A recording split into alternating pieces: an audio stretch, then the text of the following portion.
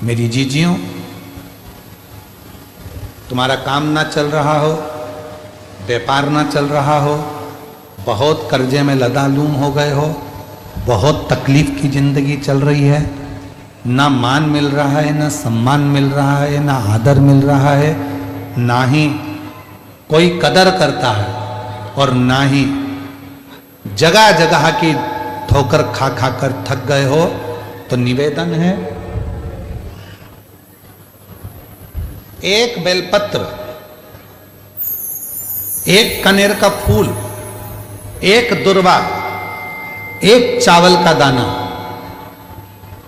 और वो चावल का दाना भी लाल चंदन में भींगा हुआ।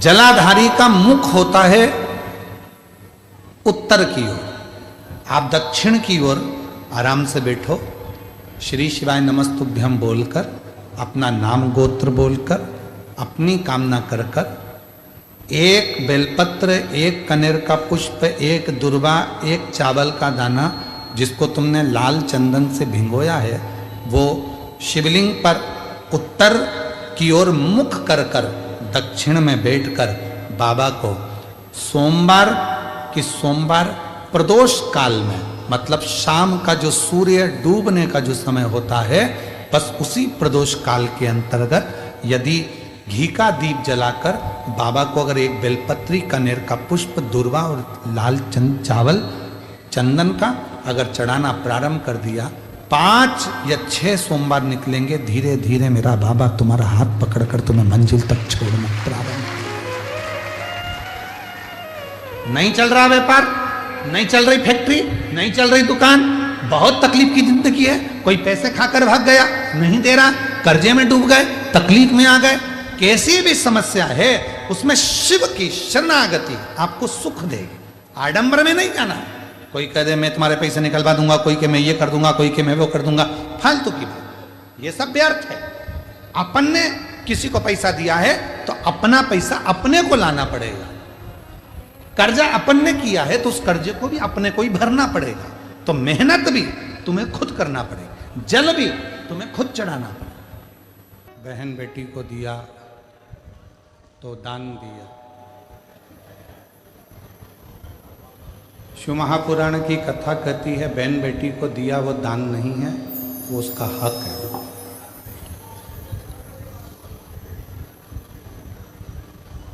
उसको दान नहीं कह सकते, वो उसका हक बनता है।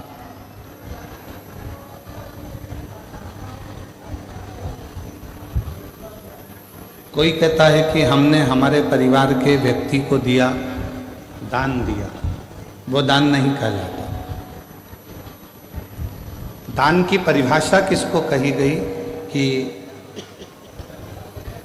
परिवार के अंदर कोई दूसरा व्यक्ति है, मान लो कोई रिश्तेदार है और उसका बच्चा पढ़ना चाहता है,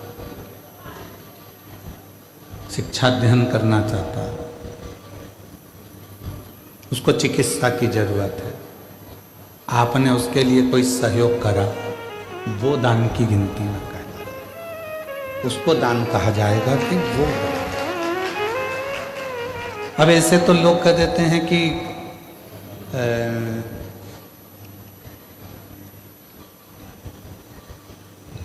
कितना सुंदर कहा है कि यदि हम किसी व्रत का उद्यापन करते हैं, हम किसी व्रत का यदि उद्यापन कर रहे हैं और उद्यापन यदि हम कर रहे हैं तो उद्यापन करने में भी पहला प्रयास होना चाहिए कि बाहर की जो माताएं हैं, बाहर के जो जोड़े हैं, बाहर के जो लोग हैं, उद्यापन में पहले उनको गिना जाए। और हम क्या करते हैं, अपने घर में ही उद्यापन करना है, घर की तो देवरानी जेठानी इतनी सारी हैं, वैसे भी तो बुलाना ही पड़ेगा, तो वैसे की जगह ऐसे बुला लो, गिनती की गिनती हो जाएगी और उद्यापन का उद्यापन हो जाएगा। मतलब तुम्हें काम निपटाना है, तुम्हें उस उद्यापन का फल प्राप्त नहीं करना, तुम्हें उस उद्यापन का फल नहीं चाहिए,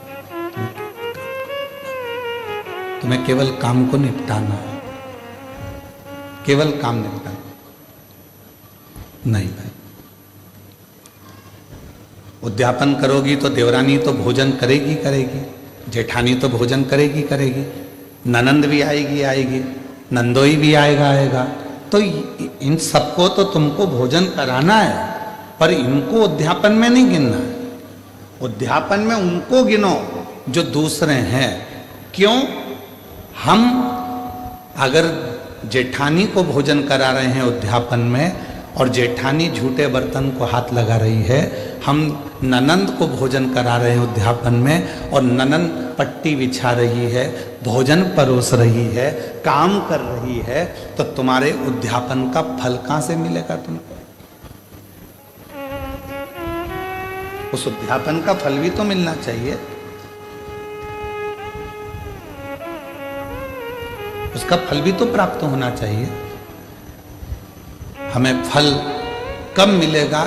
जब हम कोई दूसरा आया है उसके लिए पट्टी बिछा रहे हैं, आसन लगा रहे हैं, भोजन की थाली तैयार कर रहे हैं, भोजन करा रहे हैं, पकवान दे रहे हैं, उनको कोई सामग्री दे रहे हैं, तो वो उद्यापन का फल प्राप्त होगा।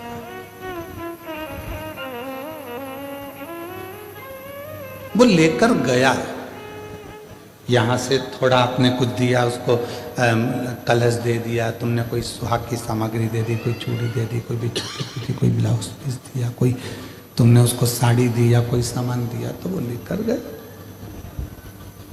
वो लेकर पहुंच गए, तो वो उद्यापन है। अब तुमको मालूम है कि अगर मैं उद्यापन करूंगी तो मुझे ननंद को तो बुलाना पड़ेगा, मम्मी नहीं मानेंगी। तुमको मालूम है कि मैं उद्यापन करूंगी तो मुझे जेठानी को तो बुलाना ही पड़ेगा, देवरानी को तो बुलाना ही पड़ेगा, जेठानी को बुलाना ही पड़ेगा, मानेंगे नहीं घर के लोग। तो क्यों ना उनको भी उद्यापन में जोड़े में गिन लूं, और तुमने उनको भी उद्यापन के जोड़े में गिन लिया और विचार करा, मेरे 16 जोड़े पूरे हो गए, मेरे 16 सोमवार का उद्यापन हो गया, अब भगवान शंकर मुझे फल देंगे। शंकर जी सोचे, जितनी चतुर तू है उससे चौगना चतुर मैं हूं।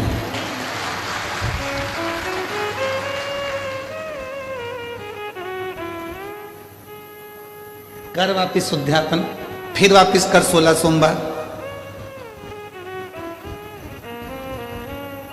वापिस 16 सोमवार कर, वापिस उद्यापन कर, वापिस व्रत कर, वापिस कर। पशुपति व्रत किस किसने करे? हाथ उठा दिया। पशुपति व्रत जिस जिसने करे पशुपति व्रत को, पशुपति व्रत जिस जिसने भी करे हाथ उठाओ जरा। हाँ ठीक है, रखिए, प्रणाम। हम भी करें, ठीक है, हम भी हाथ उठाए, हमने भी करा है। और हमारी धर्म पत्नी, ऐसा कोई महीना नहीं जाता होगा जिस महीने में एक बार पूरे 5 पशुपति व्रत नहीं कर लेती है। उसका नियम है, वो व्रत महीना 2 महीना में, 2 महीना 3 महीना में पशुपति व्रत करती रहती करती। पशुपति व्रत में कई माताएं कहती है, गुरुजी आपने कहा कि आखिरी में जिस दिन पशुपति व्रत का उद्यापन होता है उस दिन एक श्रीफल भगवान शंकर को भेंट के साथ में चढ़ा देना चाहिए, भेंट के साथ में रख देना चाहिए। इसका मतलब क्या है? इसका महत्व क्या है? इसका मतलब क्या होगा? इसका महत्व क्या होगा? तो वो पशुपति नाथ है, उसको पशुपति नाथ कहते हैं। और वो पशुपति नाथ है। पूरे 5 व्रत में हमने मान लो कोई गलती करी हो, 5 व्रत में हमने भगवान को शीश नहीं झुकाया हो, 5 व्रत में हमने भगवान को नमन ना करा हो, तो ये जो श्रीफल है, जो ये श्रीफल, जो ये नारियल है, ये शीश का काम करता है। श्रीफल नारियल शीश का काम करता है। और ये श्रीफल नारियल हम भगवान शंकर को जो देते हैं, ये श्रीफल नारियल प्रदान करते हैं। शंभो शंभो शंभो शंभो शंभो।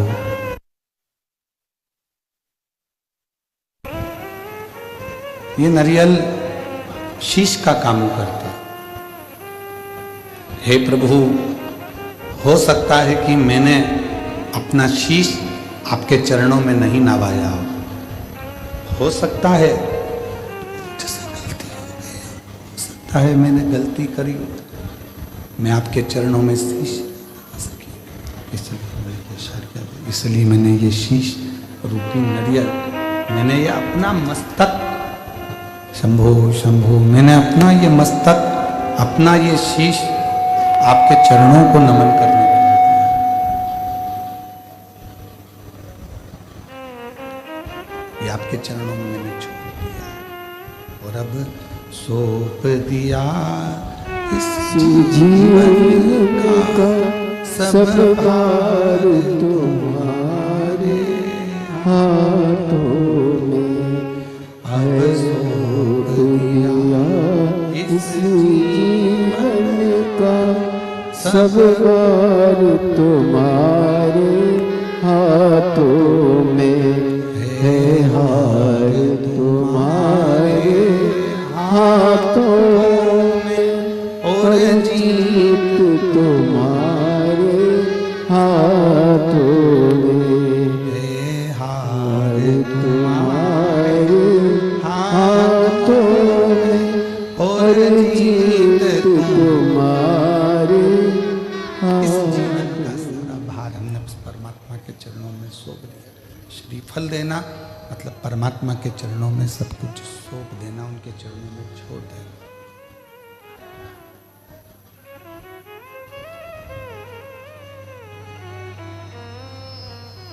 ये जितना, कई लोग कहते हैं गुरुजी, गुरुदेव, हम,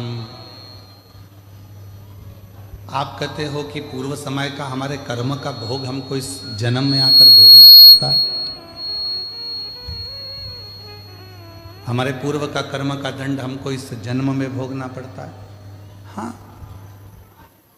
भोगना तो पड़ता है।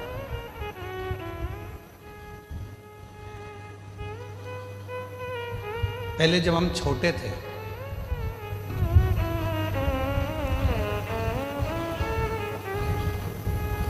बहुत ज्यादा छोटे थे, तो नवरात्रि में कन्या भोजन करने जाती थी तो उनके साथ हम लंगूर भी जाते थे। और यहाँ पर कई जीजाउन बैठे होंगे, कई लड़के बैठे होंगे, वो भी बचपन में चले जाते हो। भले वो नहीं कह रहे तो क्या हुआ, पर हम तो कह रहे हैं ना, हमारी कथा तो हमको सुनाने में क्या दिक्कत है। उनको शर्म आती होगी कि हमने क्या कन्या भोज में कन्या के साथ बैठकर भोजन कर, हमने तो किया। पर जिन जिन के यहाँ भोजन करने जाते थे वो आंटी इतनी चतुर होती थी ना,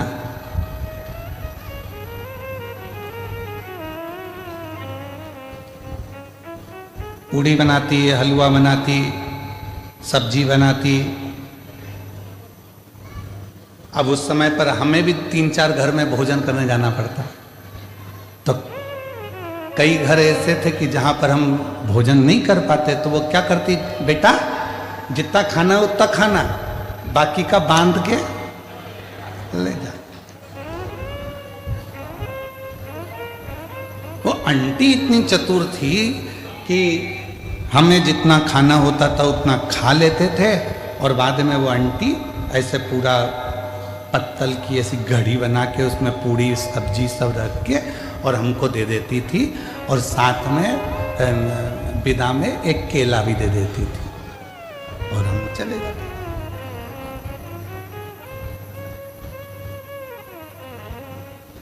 उस समय का देवी जी के समय पर जो हमने कन्या भोज में भोज करा और जो पत्तल लेकर आए, आज समझ में आता है कि उनके घर में हम पूरा नहीं खा सके तो उसने पत्तल में बांधकर दे दिया।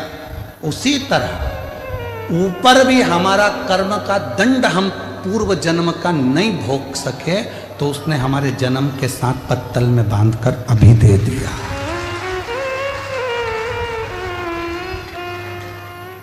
ये जितना संसार में आने के बाद हम भोग भोगते हैं, ये हमारे वहां पर निपटा के आए तो आज हमें भोगना पड़ता। कोई पूर्व का कर्म जो था वो हम नहीं भोग सके, तो उसका थोड़ा सा भाग रह गया और वो भाग आज हमको भोगना पड़ा।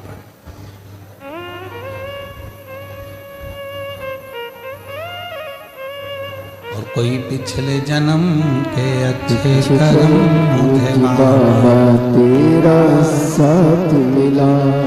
हम पिछले जन्म के कर्मों का भोग भोगते भोगते भोगते भोगते इस जन्म का भी भोग भोग रहे हैं। और कोई हमारे पूर्व में हमने कोई पुण्य करा होगा, मेरी जीजियों ने, मेरे जीजाओं ने, मेरी बेटियों ने, बेटाओं ने, मेरे बुजुर्ग माँ बाप ने कोई पुण्य करा होगा। उस पुण्य का फल ये मिला कि बड़ौदा में शिव पुराण की कथा हुई और उस पंडाल में अपन जाकर बैठे। ये पूर्व का पुण्य है, पूर्व का पुण्य। कोई अच्छा कर्म हमारी जिंदगी में हमने करा होगा तो वो हमारे सामने आकर प्रकट होगा।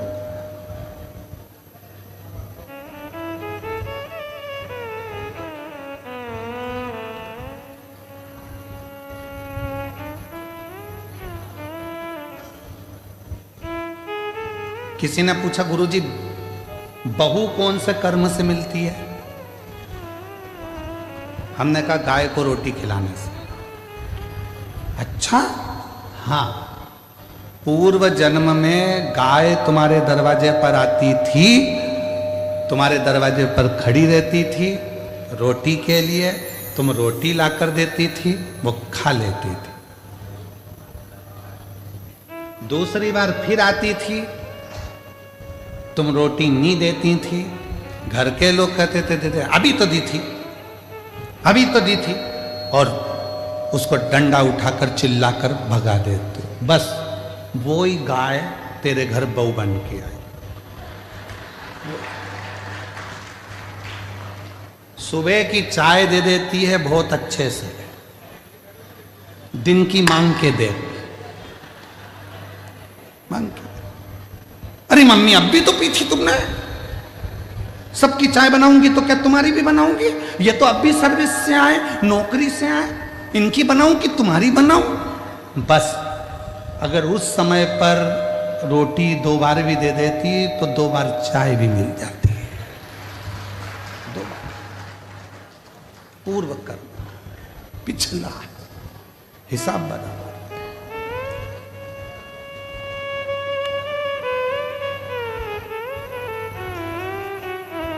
एक पुरानी कथा बा, बहुत पहले हम श्रवण कराए थे, आज फिर स्मरण में आ गई कि एक राजा के लड़के की शादी हुई और राजा के लड़के की शादी हुई और घर में बहू आ गई। शयन कक्ष में बहू पहुंच गई सोने के लिए। बेटा सो रहा था, पत्नी ने उस राजा के लड़के की तलवार जो निकाली म्यान में से। म्यान इतनी सुंदर है, इतनी सुंदर म्यान, और म्यान में से जैसे उसने सोचा कि म्यान इतनी सुंदर है तो तलवार कितनी सुंदर होगी, जो तलवार निकाली और तलवार की चमक के कारण वो हाथ से छूट गई और राजा का बेटा जिससे उसकी शादी हुई थी वो मर गया। तलवार छूटते ही उसी के ऊपर गिरी और उसका गला कट गया, वो मर गया। उस बहू ने विचार करा कि मुझे मृत्यु दंड मिलेगा, राजा का इकलौता लड़का है। उसने उस राजा के लड़के को खींचा, तुलसी के क्यारे के पीछे ले जाकर उसको पटका और कक्ष में चली गई। सवेरे सवेरे मंदिर में पंडित जी पूजन करने आए और वो चिल्ला चिल्ला कर आवाज लगाने लगी, हाय मेरे पति को मार दिया इस पंडित ने, ये पंडित ने मेरे पति को मार दिया। चिल्ला चिल्ला कर आवाज लगा।